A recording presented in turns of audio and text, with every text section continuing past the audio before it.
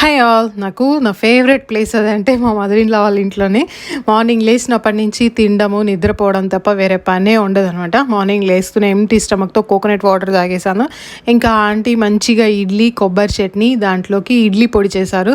ఈ మూడిటి కాంబినేషన్ చాలా బాగుంది. మా బాబుకి ఇంకా నిద్ర మత్తుగానే ఉన్నట్లుంది ఈరోజు. అస్సలు నా దగ్గర నుంచి దిగట్లేదు. తను ఎత్తుకొని అలానే తినేసాను అనమాట. మా చిన్న బాబు కోసం ఇంకా డేట్స్ తీసుకుందామని వెళ్ళాము. మీకు ఆల్రెడీ చెప్పాను మా బాబుకి ఏ డేట్స్ పెడుతున్నాము అనేసి.